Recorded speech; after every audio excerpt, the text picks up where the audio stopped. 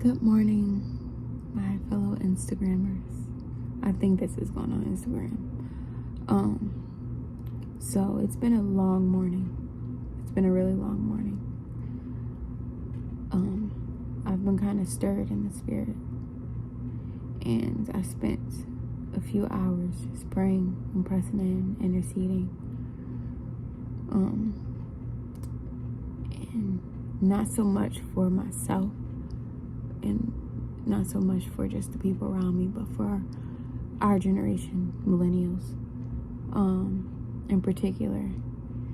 There is a heavy attack, and I don't exactly know who to check on in particular or who this is for.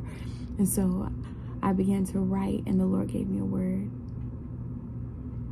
and it tied into actually what not only I've been going through, but some others who I'm close to. And I've come to realize that it's not just a coincidence. It's never a coincidence. And so the Lord gave me a word, and that word is, let not the enemy form a nest of your subtle submissions to his plans. The trials that we face may appear small enough or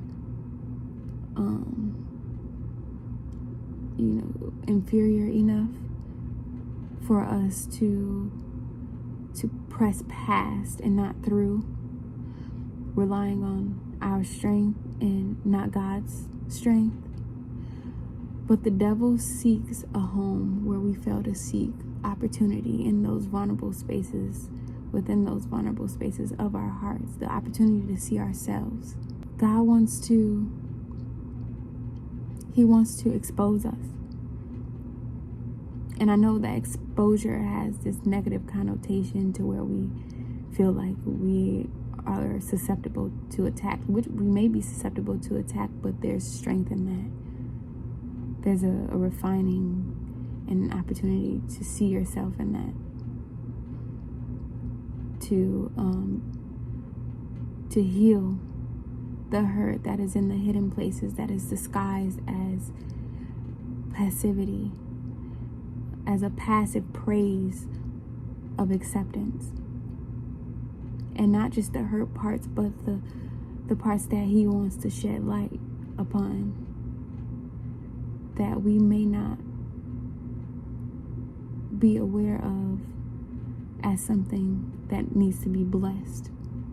That something that is a gift that is awaiting his blessing, I'll say. If only we knew their worth through his eyes.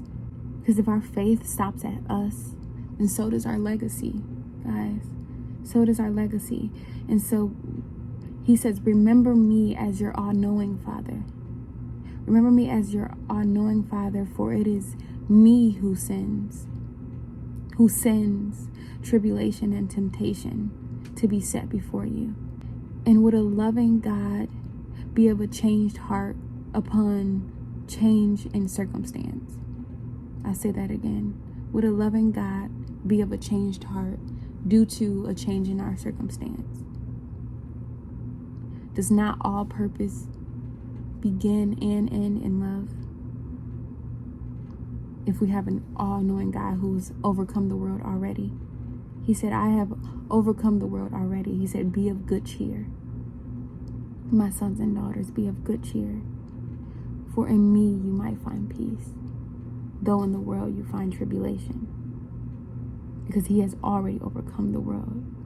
So this is him saying that he knows how we need to be equipped already.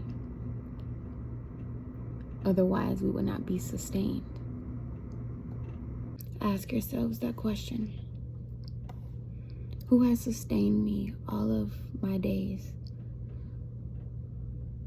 so that I know who to look to press through and not take it upon myself to press past, to leave my heart in those broken places, or to leave those pieces of me awaiting blessing to remain unblessed, or to remain without a steward, to remain small and unseen, because that is the enemy forming a nest of your subtle submissions to his plan. That is the enemy's plan.